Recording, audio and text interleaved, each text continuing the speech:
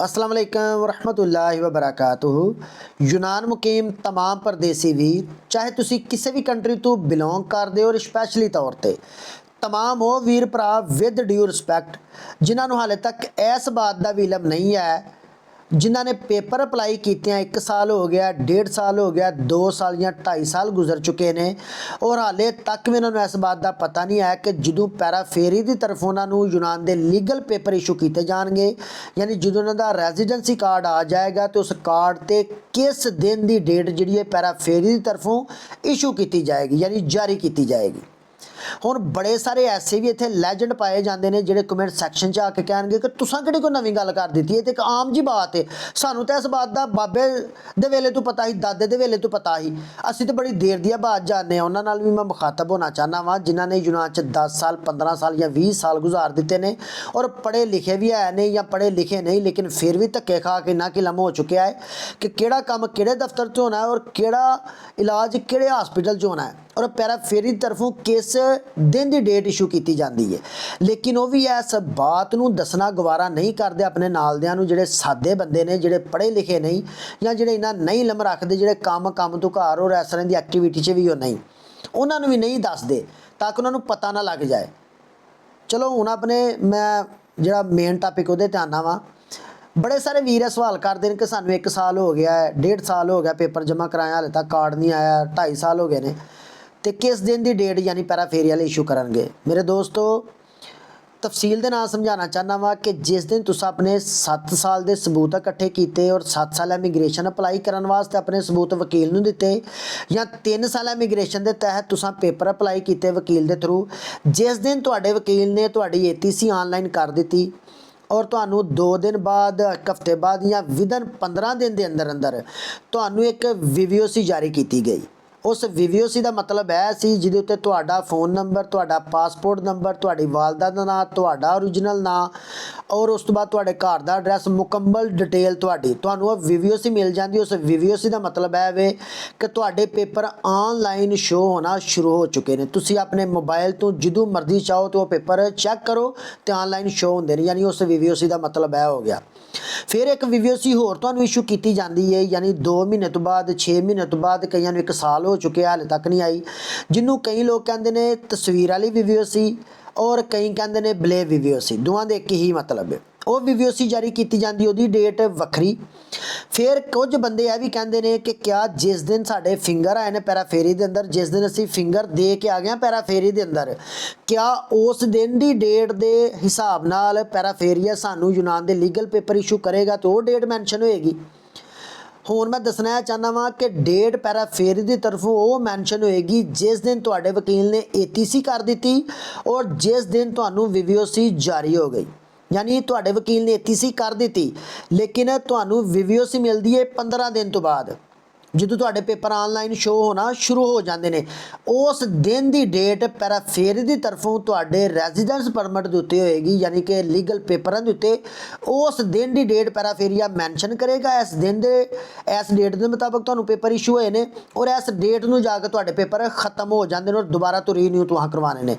हुण तुसां अपना हिसाब लाना है वे जिहड़े सादे बंदे समझाना उन्होंने चाहना तफसील दे नाल कि जिहड़े सादे हो तुसीं अगों हिसाब अपना ला लो कि तुहानू पेपर सबमिट कीते 7 साल इमीग्रेशन या 3 साल इमीग्रेशन कितनी देर हो गई है, 6 महीने होए ने, 1 साल होया, 1.5 साल होया, 2 साल होया है या 2.5 साल गुजर चुके हैं। अगर तुहानू 2.5 साल गुजर चुके हैं या इस तो ज़्यादा अरसा गुजर चुके हैं ना, कदी कदी इंज भी होया कि लोगों को कार्ड खत्म होए मिले ने, इंज भी होया फिर उन्हें दोबारा तो फिर रीन्यूअल वास्ते अपलाई कर दिते हैं पेपर रीन्यू कराने वास्ते। और तुसां अपना हिसाब हुण खुद ला लेना है। तुहाडे कोल अगर VVOC मौजूद हो, जिस दिन तुहानू VVOC मिली जिहदे उत्ते पूरा तुहाडी डिटेल है, तुहाडे पेपर ऑनलाइन शो होए, उस तारीख तो लैके ते अगले दिन तुसी खुद वेख लो कि कितनी देर तुहानू हो गई पेपर अपलाई किए और हाले तक तुहानू पेपर नहीं मिले। अगर 2.5 साल गुजर चुके हैं तो फॉर एग्जाम्पल तुहानू कार्ड मिल जाता है तो पिछे तुहाडे 6 महीने बच गए। 6 महीने तो गुजारन तो बाद फिर दोबारा तुसां कार्ड रीन्यू कराने वास्ते अपलाई कर देना। इस हिसाब नाल पैराफेरिया जिहड़ा पेपर इशू करता है। हुण जिहड़े बंदे हो जिहड़े पढ़े लिखे ने, बड़े देर तो इत्थे यूनान च रह रहे हैं और नाल भी बंदे रहिंदे ने सादे विचारे, उन्हां दा भी यह फर्ज बनता है ਕਿ ਉਹ ਵੀ ਆਪਣੇ ਨਾਲਦਿਆਂ ਨੂੰ ਯਾਰ ਥੋੜ੍ਹਾ ਥੋੜ੍ਹਾ ਗਾਈਡ ਕੀਤਾ ਕਰੋ, ਤਾਂ ਕਿ ਉਹਨਾਂ ਵਿਚਾਰਿਆਂ ਨੂੰ ਵੀ ਕੋਈ ਪਤਾ ਲੱਗ ਜਾਏ ਕਿ ਯਾਰ ਇਹ ਦਫ਼ਤਰ ਫਲਾਣ ਜਗ੍ਹਾ 'ਤੇ ਵੇ, ਇਹ ਦਫ਼ਤਰ ਫਲਾਣ ਜਗ੍ਹਾ 'ਤੇ ਵੇ, ਅਸਾਂ ਅਗਰ ਅਸੀਂ ਬਿਮਾਰ ਹੋ ਜਾਂਦੇ ਹਾਂ, ਅਗਰ ਸਾਡੇ ਕੋਲ ਆਮ ਕਾਈ ਜਾਂ ਹਫੀਮੀ ਹੈ, ਤਾਂ ਅਸਾਂ ਕਿਹੜੇ ਹਸਪੀਟਲ ਜਾਣਾ ਹੈ ਜਿੱਥੇ ਜਾ ਕੇ ਅਸੀਂ ਆਪਣਾ ਫ੍ਰੀ ਇਲਾਜ ਕਰਵਾ ਸਕਦੇ ਹਾਂ। कम से कम यह तो तुसी दस सकते हो। और एक आम सादा जी गल है, लेकिन बड़े सारे लोग ऐसे ने कि जिन्होंने इस बात का इलम नहीं है कि साढ़े नाल की होएगा, किदों की डेट आएगी। कुछ यह कहते हैं डेट आएगी जी जो ब्ले VVOC आई है, वाइट VVOC आई है। कुछ बेचारे यह भी पूछते हैं कि असी भाई फिंगर दे के आए 6 महीने हो गए ने, तो हुण साडा कार्ड है तो पिछे 2.5 साल रह गए। ਹੁਣ ਬੰਦਾ ਉਹਨਾਂ ਨੂੰ ਕੀ ਕਹੇਗਾ, ਹੱਸੇ ਹੱਸਣ ਤੋਂ ਮੁਨਾਸਬ ਨਹੀਂ ਹੁੰਦੀ ਹੈ ਬਾਤ ਕਿਸੇ ਦੀ ਐਡੀ ਬੇਬਸੀ ਵੇਖ ਕੇ ਤੇ ਬੰਦਾ ਅੱਗੋਂ ਮੁਸਕਰਾਏ। ਉਹਦੇ ਤੋਂ ਬਿਹਤਰ ਇਹ ਹੁੰਦਾ ਕਿ ਉਸ ਚੀਜ਼ ਦਾ ਥੋੜ੍ਹਾ ਜਿਹਾ ਪਤਾ ਕੀਤਾ ਜਾਏ ਔਰ ਉਸ ਬੰਦੇ ਨੂੰ ਵੀ ਗਾਈਡ ਕੀਤਾ ਜਾਏ, ਉਹਨੂੰ ਵੀ ਦੱਸਿਆ ਜਾਏ ਯਾਰ ਇਹ ਬਾਤ ਇਸ ਤਰ੍ਹਾਂ ਨਹੀਂ ਹੈ, ਇਸ ਤਰ੍ਹਾਂ ਹੈ। ਲੇਕਿਨ ਜਿਹੜੇ ਇੱਥੇ ਪੁਰਾਣੇ ਲੈਜੈਂਡ ਨੇ ਉਹਨਾਂ ਅੱਗੇ ਵੀ ਇਹ ਗੱਲ ਹੀ ਕਹਿਣਾ ਚਾਹੁੰਦਾ ਵਾਂ ਕਿ ਘਰਾਂ 'ਚ ਕੌਂਟਰੈਕਟ ਜਿਹੜੇ ਕੀਤੇ ਜਿਹੜੇ ਸਮੋਲੀਏ ਨੇ ਉਹਨਾਂ ਵਿੱਚ ਵੀ ਆਵਾਮ ਦਾ ਨਾਂ ਲਿਖਵਾਓ, क्योंकि तुसां भी कोई इत्थे यूनान चिट्टा नहीं लवाइया। मेहरबानी करो आवाम ते और आवाम नूं थोड़ा थोड़ा दस भी दिया करो। अगर फिर भी किसी नूं मेरी कोई गल विचों बुरी लगे ना तो ओहदी मैं माजरत चाहना वां कि ओहदी वजह है वे कि साडी कोशिश है ही है कि असीं आवाम नूं मजीद बेहतर तो बेहतरीन बातां दसीए ताकि सारिਆਂ ਦਾ फ़ायदा हो सके। नहीं तो इत्थे इस तरह का भी वक्त गुजरिया है कि खाली पेपर ऑनलाइन होने तो बाद सिर्फ चैक करन ते भी लोग 100 यूरो देंदे रहे ने कि यार मेरे पेपर चैक करा दो। तो कोई बंदा 100 यूरो लैन तो बाद की कहता रहा है कि एक हफ्ता लगेगा, एक हफ्ते बाद वकील बेग ਉਹਦੇ ਕੋਲ चैक करा के ਤੈਨੂੰ वर्का कढ़ा के देंगा। हाले कि वही काम ਜਦੋਂ इत्थे पढ़ी लिखी आवाम आ गई 2017 च 17 तो बाद तकरीबन आवाम जी आई है, सारे पढ़े लिखे बंदे आए हैं पाकिस्तान तो।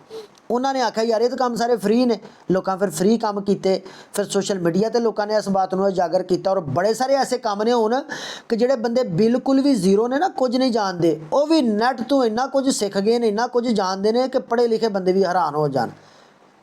बाकी साड़ी यही कोशिश है कि मजीद असी जो करिए खुदा की रजा वास्ते करिए, क्योंकि असी तो अपना खुद मेहनत करके और हक हलाल दी खाण वाले हैं, साढ़े कोल तो मंगिया जाता नहीं। तो ना इस तरह की निज़ाम हो सकता कि असी रहिए भी वेले, खाइए पीए भी चंगा, रिहायशां भी अच्छियां होन, गड्डियां भी थल्ले होन, और करिए भी कुछ ना। यह फार्मूला साड़ी समझ च नहीं आता, क्योंकि यह फार्मूला सिर्फ एक ही दरवाजे तक जाता है और वो दरवाज़ा सिर्फ और सिर्फ मंगन का, इस तो इलावा कोई रस्ता नहीं है। बाकी मेहनत करके खानी चाहिए। अल्लाह ताला की ज़ात तमाम ना अपनी हिफ्ज़ो ईमान च रखे और अल्लाह ताला की ज़ात सारे परदेसी नामी नासर होए। तुहाडी मुहब्बत दे बहुत ज़्यादा मशकूर हैं। दुआवां याद रखियो। जज़ाकल्लाह खैर।